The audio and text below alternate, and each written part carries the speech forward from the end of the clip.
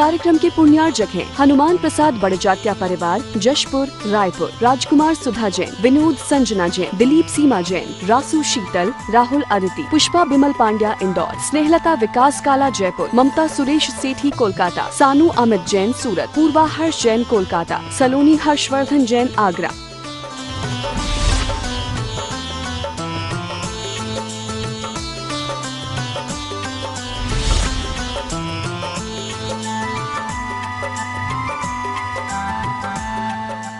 जय जयेंद्र। हम सबका लक्ष्य मोक्ष प्राप्ति करना है और मोक्ष प्राप्ति के लिए क्या चाहिए? सम्यक दर्शन, सम्यक ज्ञान और सम्यक चारित्र, इन तीनों की एकता। आज पाठशाला के इस कार्यक्रम में हम सम्यक दर्शन के बारे में कुछ जानकारी आपको देंगे। आइए प्रारंभ करते हैं। सम्यक दर्शन किसे कहते हैं? सम्यक दर्शन शब्द बड़ा सीधा शब्द है, उसे जटिलता से मत लीजिए। सम्यक माने सच्चा, दर्शन माने देखना, अर्थात जो वस्तु जैसी है उस वस्तु को वैसा देखो। क्या मतलब? मतलब ये, मैं आत्मा हूँ, शरीर नहीं। तो ऐसा श्रद्धान बनाओ कि मैं आत्मा हूँ, शरीर नहीं। ये शरीर, ये मेरी पर्याय है, कर्म के उदय से ये मुझे प्राप्त हुई है, ये मेरा स्वरूप नहीं है। क्या स्त्री पुत्र धन धान्य तुम्हारा है? कर्म के उदय से, लाभांतराय के क्षयोक्षम से ये सामग्री सातावेदनी के उदय से प्राप्त हुई है, लेकिन इनमें मेरा कुछ भी नहीं है। ये तो कर्म के उदय से है, कर्म का उदय समाप्त होगा, ये मुझसे अलग हो जाएंगे। तो जो जैसा है, अगर उसको वैसा देखा जाता है, उसे कहते हैं सम्यक दर्शन। बहुत सरल परिभाषा है। सम्यक दर्शन को कड़ा मत समझिए, सम्यक दर्शन को बहुत इजीली लीजिए, बहुत इजीली। सम्यक माने सच्चा, दर्शन माने देखना। बूढ़ा कौन होता है? शरीर। मैं अपने को बूढ़ा क्यों मानता हूँ? आत्मा कभी बूढ़ी होती है क्या? कभी नहीं होती। जब आत्मा बूढ़ी नहीं होती, तो जब मैं बूढ़ा हो जाता हूँ तो अपने को बूढ़ा क्यों मानता हूँ? ये क्यों नहीं मानता कि मेरा शरीर बूढ़ा हो गया है, मैं तो ज्ञाता दृष्टा हूँ। तो इस तरह जो जैसा है उसको वैसा देखना, इसका नाम सम्यक दर्शन है। सम्यक दर्शन कितने प्रकार का होता है? सम्यक दर्शन को आसानी से समझना हो तो दो तरह से समझ सकते हैं। सम्यक दर्शन दो प्रकार का होता है, एक व्यवहार सम्यक दर्शन और एक निश्चय सम्यक दर्शन। 7 तत्वों का जैसा का तैसा श्रद्धान करना, ये व्यवहार सम्यक दर्शन है, ये कारण है। और निश्चय सम्यक दर्शन अर्थात अपनी आत्मा का जैसा का तैसा सच्चा श्रद्धान करना, ये निश्चय सम्यक दर्शन है। सबसे पहले सच्चे देव शास्त्र गुरु का श्रद्धान होता है, फिर 7 तत्व का श्रद्धान होता है, फिर भेद विज्ञान होता है, यहाँ तक व्यवहार सम्यक दर्शन। और जब इसके बाद अपनी आत्मा का सच्चा श्रद्धान होता है, तब होता है निश्चय सम्यक दर्शन। सम्यक्त के और दूसरी प्रकार से भेद कहे गए हैं। सम्यक दर्शन 3 प्रकार का होता है, औपशमिक सम्यक दर्शन, छायिक सम्यक दर्शन और छायोपशमिक सम्यक दर्शन। इनकी परिभाषा जरा देखें। सम्यक दर्शन में, सम्यक दर्शन को नष्ट करने वाली प्रकृतियां कौन सी हैं? 7 हैं। अनंतानुबंधी 4 और मिथ्यात्व, सम्यक मिथ्यात्व और सम्यक प्रकृति, ये सम्यक्त को नष्ट करती हैं। तो इन 7 प्रकृतियों का यदि हम आत्मा की विशुद्धि की परिणामों से यदि इनको दबा दें, तब सम्यक दर्शन प्रकट होगा। वो कहलाएगा औपशमिक सम्यक दर्शन, क्योंकि वो उपशम से हुआ। अगर इन 7 प्रकृतियों को कोई जीव विशुद्धि के द्वारा नष्ट कर दे, तो इनके क्षय हो जाने पर जो सम्यक दर्शन प्रकट होगा, वो क्षय से होने वाला कहलाएगा छायिक सम्यक दर्शन। इन 7 प्रकृतियों में से अनंतानुबंधी 4, मिथ्यात्व और सम्यक मिथ्यात्व, इनका तो उदयाभावी क्षय रहे, मतलब ये अन्य रूप होकर उदय में आए, और सम्यक प्रकृति का उदय हो, जिसके कारण सम्यक दर्शन तो रहा आए पर सम्यक दर्शन सदोष हो जाए। यदि ऐसा होता है तो वो सम्यक दर्शन कहलाता है छायोपशमिक सम्यक दर्शन। सम्यक दर्शन 3 प्रकार के हैं। छायोपशमिक सम्यक दर्शन पूर्ण शुद्ध नहीं है, सदोष है, लेकिन औपशमिक सम्यक दर्शन और छायिक सम्यक दर्शन ये पूर्ण शुद्ध हैं, 100% शुद्ध हैं, इनमें कोई दोष नहीं होता। इस तरह सम्यक दर्शन के 2 भेद और सम्यक दर्शन के 3 भेद हमें समझने चाहिए। सम्यक दर्शन प्राप्त करने के लिए हमें क्या पुरुषार्थ करना चाहिए? सम्यक दर्शन प्राप्त करने के लिए सबसे पहले हमें शास्त्र स्वाध्याय करना चाहिए। स्वाध्याय करेंगे, ज्ञान प्राप्त करेंगे, तब तो आगे बढ़ेंगे। सबसे पहले हम ये जाने 7 तत्व, 9 पदार्थ, 6 द्रव्य क्या होते हैं। हम ये जाने मेरा क्या है और पर क्या है। हम इन सब की बारीकियों में भी जाएं। आत्मस्वरूप का अगर हमने स्वाध्याय करके परिचय प्राप्त नहीं किया है तो सम्यक दर्शन कैसे हो पाएगा। दूसरी बात, कर्म के फल स्वरूप जो सामग्री हमको प्राप्त हो, हम उसमें उलझे नहीं। जैसे जो पर्याय मुझे प्राप्त हुई है ये मेरा स्वरूप है, नहीं, ये मेरा स्वरूप नहीं, मेरा स्वरूप तो चैतन्य आत्मा है। तीसरी भूल क्या होती है, हम अन्य का अपने को कर्ता मान लेते हैं। ये भी भूल है, ये भी ना करें। चौथी बात, इष्ट अनिष्ट की बुद्धि उसका भी हम छोड़ें, कोई इष्ट अनिष्ट नहीं होता।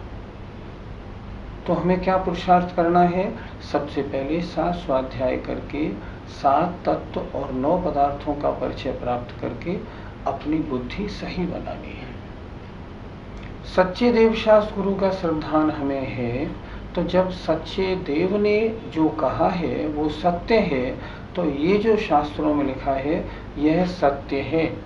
हमने पहले ज्ञान किया, ज्ञान करने के बाद हमने विश्वास बनाया। ये जो हम पढ़ रहे हैं शास्त्रों में लिखा है ये परम सत्य है, सर्वज्ञ ने ऐसा कहा है, यह सब ऐसा ही है। ऐसा करने पर सम्यक दर्शन हो गया, और वो ज्ञान जो था जो पहले हमने किया वो हमारा सम्यक ज्ञान हो गया। तो हमें करना क्या पड़ेगा? अगर हमें सम्यक दर्शन प्राप्त करना है, हमें अच्छी तरह स्वाध्याय करके निज और पर का स्वरूप 7 तत्व 9 पदार्थ को समझना पड़ेगा, और उसके अनुसार अपनी परिणति, अपनी इंटेंशन बनानी पड़ेगी। जब इंटेंशन बनेगी तब वो कहलाएगा सम्यक दर्शन। सम्यक दर्शन किन किन गतियों में होता है? 3 प्रकार के सम्यक दर्शन, छायोपशमिक, क्षायिक और औपशमिक, 4 गतियों में पाए जाते हैं। अर्थात उपशम सम्यक दर्शन 4 गतियों में होता है, छायोपशमिक 4 गतियों में होता है, और क्षायिक वाला भी 4 गतियों में होता है। मतलब 4 गतियों में 3 प्रकार के सम्यक दृष्टि पाए जाते हैं। जहाँ तक उत्पत्ति का सवाल है, क्षायिक सम्यक दर्शन का प्रारंभ ये मात्र कर्म भूमि का मनुष्य ही कर सकता है, अन्य कोई नहीं। लेकिन इसकी संपूर्णता, कंप्लीटनेस जो होती है ना, वो अन्य किसी भी गति में हो सकती है। लेकिन उपशम सम्यक दर्शन और छायोपशमिक सम्यक दर्शन ये 4 गतियों में उत्पन्न भी हो जाते हैं और 4 गतियों में रहते भी हैं। इस प्रकार समझना चाहिए। उपशम सम्यक दर्शन के 2 भेद हैं, एक प्रथमोपशम सम्यक दर्शन, एक द्वितीयोपशम सम्यक दर्शन। कोई मिथ्या दृष्टि जीव जब उपशम सम्यक दर्शन करता है तब कहलाता है प्रथमोपशम सम्यक दर्शन। ये 4 गतियों में होता है। दूसरा, जब कोई उपशम श्रेणी चढ़ने के सन्मुख कोई मुनि महाराज होते हैं और वो अपने छायोपशमिक सम्यक दर्शन को उपशम सम्यक तो बनाते हैं, उसे कहते हैं द्वितीयोपशम सम्यक दर्शन। वह द्वितीयोपशम सम्यक दर्शन का प्रारंभ मात्र मनुष्य गति में होता है, अन्य गतियों में नहीं होता। ये विशेषता हमें ध्यान में रखनी चाहिए। अब सबसे पहले आप ये बताइए कि सच्चे देव शास्त्र का स्वरूप क्या है? सच्चा देव वो है जो वीतराग हो, सर्वज्ञ हो और हितोपदेशी हो। वीतराग का मतलब जिसका राग समाप्त हो गया हो, अर्थात चार घातिया कर्मों से रहित हो।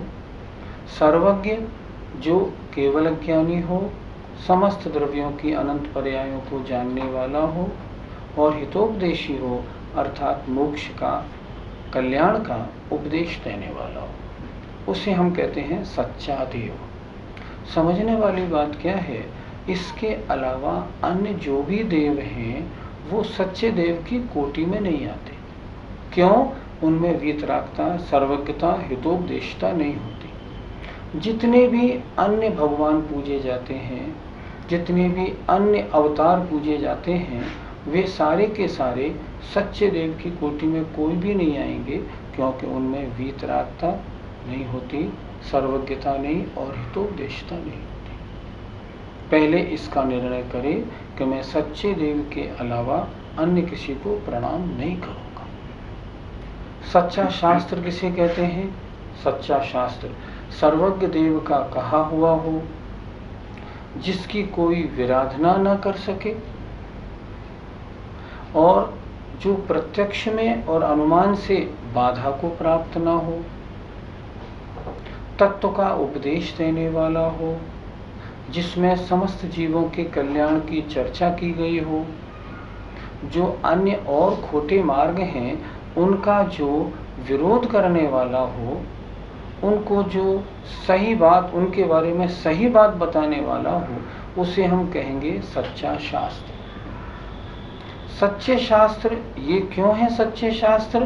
क्योंकि सर्वज्ञ ने कहे हैं, इसलिए सर्वज्ञ कभी गलत नहीं कहते। उनके सर्वज्ञ के वचनों के अनुसार आचार्यों ने जिन शास्त्रों को लिखा है वे भी सच्चे शास्त्र की कोटि में आते हैं।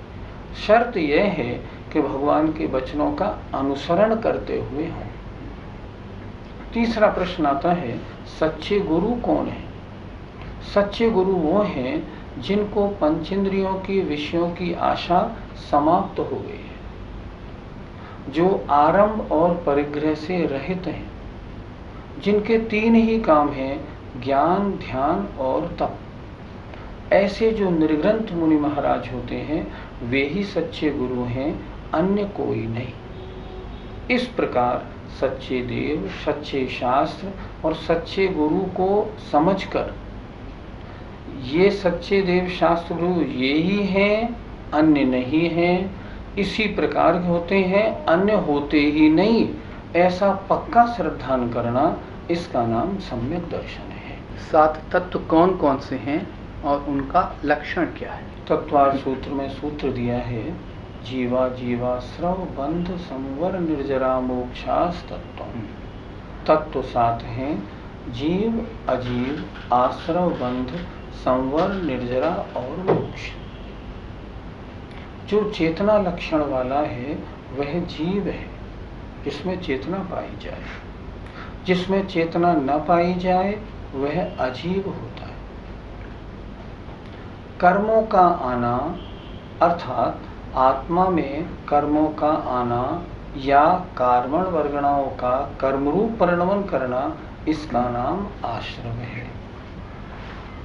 जो कार्मण वर्गणाएं कर्मरूप परिणमित हो गई हैं वे आत्मा के साथ एक मेय को हो जाएं, इसका नाम बंध है। संवर कर्मों का आना रुक जाना संवर है। आत्मा के साथ लगे जितने कर्म हैं उनमें से कुछ कर्मों का पृथक हो जाना निर्जरा है, और आत्मा के साथ लगे हुए समस्त कर्मों का आत्मा से पृथक हो जाना, आत्मा का शुद्ध हो जाना, इसका नाम मोक्ष है। इन 7 तत्वों में जीव और अजीव जानने योग्य हैं। अगर उनको नहीं जानेंगे तो आत्मा का निज और पर का भेद विज्ञान कैसे होगा? आश्रव और बंध ये छोड़ने योग्य हैं। क्यों? आश्रव और बंध के कारण आत्मा मलिन होती है, मैली होती है। अगर कर्मों का आश्रव नहीं हो और बंध नहीं हो तो क्या बात, फिर हमें और चाहिए क्या? संवर और निर्जरा ये ग्रहण करने योग्य हैं। अर्थात आश्रव बंध निरंतर हो रहा है, ये आश्रव कैसे रुके, ये जो कर्म का बंध हुआ है ये आत्मा से पृथक कैसे हो, इसको कहते हैं संवर और निर्जरा। तो संवर और निर्जरा ग्रहण करने योग्य है और मोक्ष हमारा लक्ष्य है, हमारा साध्य है। इस तरह इन 7 तत्वों का स्वरूप जानना चाहिए। और जानने का नाम सम्यक दर्शन नहीं है। जानने के बाद ये ऐसे ही है, अन्य प्रकार नहीं है, ऐसा जो अकाट्य श्रद्धान होता है उसे कहते हैं सम्यक दर्शन। श्रद्धान माने विश्वास, विश्वास माने एक छोटे से एग्जाम्पल से समझते हैं। मान लो कोई आपसे कहे मैं आपको 1 लाख रुपए 5 लाख रुपए देता हूँ, थोड़ा सा पोटेशियम साइनाइड खा के दिखा दो। क्या कोई खाएगा? कभी नहीं खाएगा। क्यों नहीं खाएगा? क्योंकि इसके खाने से मरण को प्राप्त हो जाते हैं। लेकिन मैं पूछता हूँ, क्या आपने कभी आज तक किसी को पोटेशियम साइनाइड खा के मरते हुए सुना? नहीं सुना। देखा? नहीं देखा। अखबार में पढ़ा? नहीं पढ़ा। फिर आपने ऐसी मान्यता क्यों बना ली? क्योंकि ये वास्तविकता है और हमारा इस पर अटल विश्वास है, हमारा पक्का विश्वास है। पोटेशियम साइनाइड खाने वाले इसका टेस्ट भी नहीं बता पाए। तो इसी तरह जब 7 तत्व पर पक्का श्रद्धान हो जाता है तब उसे कहते हैं सम्यक दर्शन। सम्यक दर्शन के 8 अंग सुनने में आते हैं, उनका क्या स्वरूप है? पर सम्यक दर्शन के 8 अंग हैं। पहला निशंकित अंग, अर्थात भगवान के वचनों में रंच मात्र भी शंका नहीं करना। दूसरा होता है निकांक्षित अंग, अर्थात धर्म करके सांसारिक भोगों की वांछा नहीं करना। सांसारिक भोगों की वांछा बिल्कुल नहीं। निर्विचिकित्सा अंग, मुनि महाराज के मलिन शरीर को देखकर घृणा नहीं करना, बल्कि उनके गुणों में प्रीति बनाना।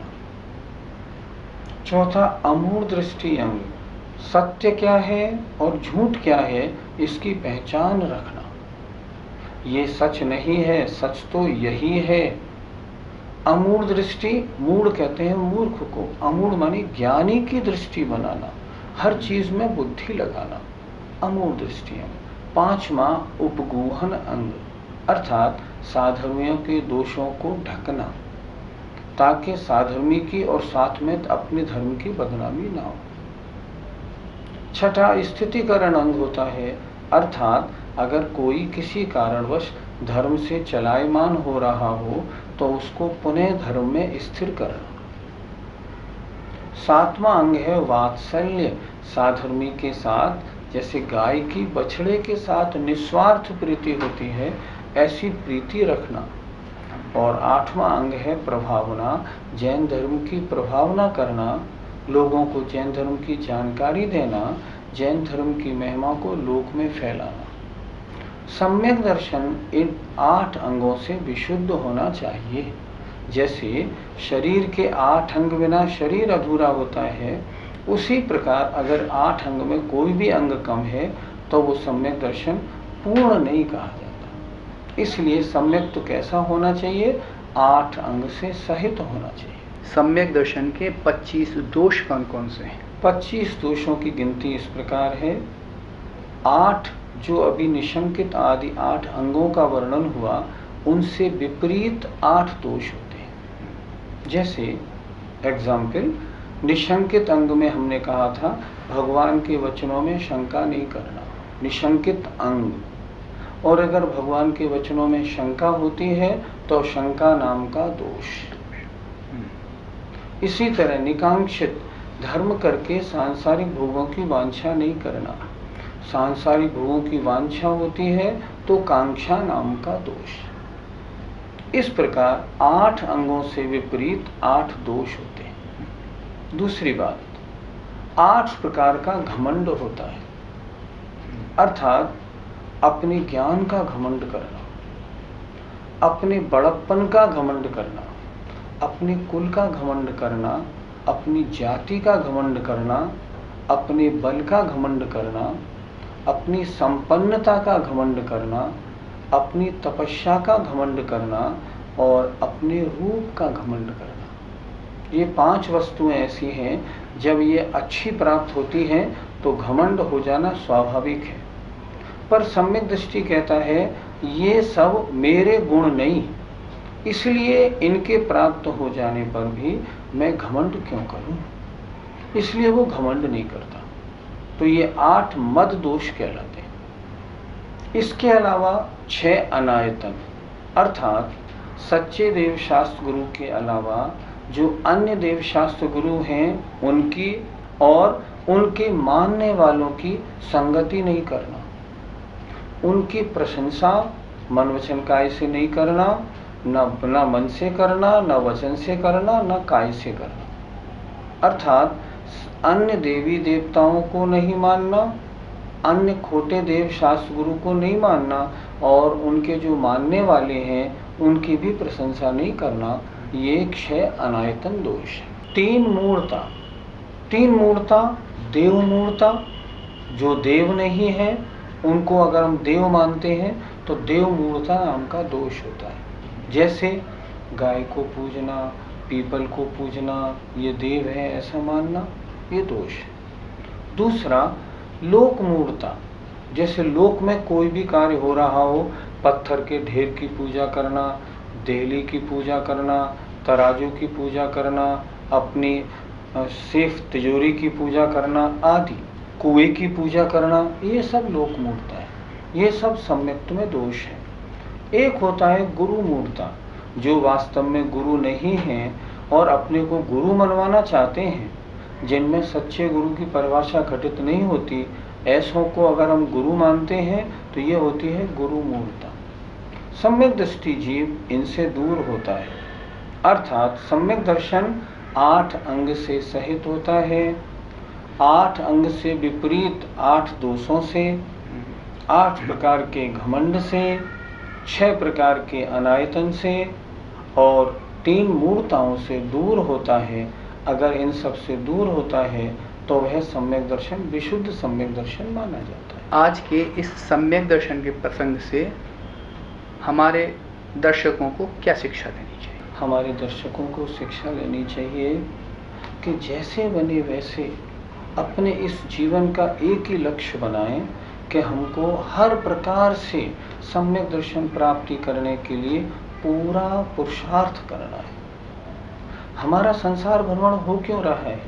एक बार भी अगर हमें सम्यक दर्शन हो गया होता तो अर्थ पुद्गल परावर्तन काल में नियम से हमें मोक्ष हो जाए, लेकिन आज तक सम्यक दर्शन नहीं हुआ तो हम संसार में भ्रमण कर रहे हैं। फिर हम क्या करें? जैसे मैंने क्रम पूरा बताया उस तरह हम सम्यक दर्शन को प्राप्त करें।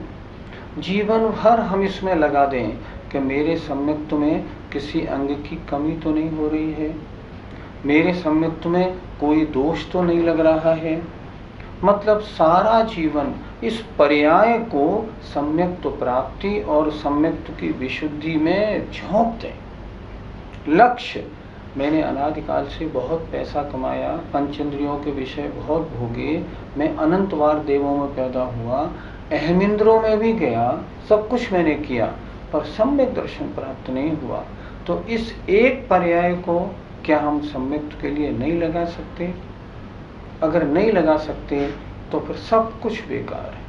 और अगर आपने इस पर्याय को सम्यक्त्व के लिए लगा दिया तो समझें आपका संसार जो समुद्र जैसा था ना, वो चुल्लू भर के बराबर छोटा सा रह जाएगा, अर्धपुद्गल परावर्तन काल। इसलिए इस जीवन का लक्ष्य बनाएं, हमें सम्यक दर्शन प्राप्त करना है। और अगर लक्ष्य बनाएंगे और लक्ष्य के अनुसार चलेंगे तो आपको सम्यक दर्शन नियम से प्राप्त होगा। इसमें रंच मात्र भी संशय नहीं करना चाहिए। हमें आशा है आप सब लोगों ने आज सम्यक दर्शन के बारे में अच्छी प्रकार समझा होगा, मन भी बनाया होगा और सम्यक प्राप्ति के लिए अपने को पूर्ण समर्पित करने का भाव बनाया होगा। अगर आपने ऐसा बनाया, आपका सुनना भी सफल और हमारा सुनाना भी। आइए, जय जी जय जय।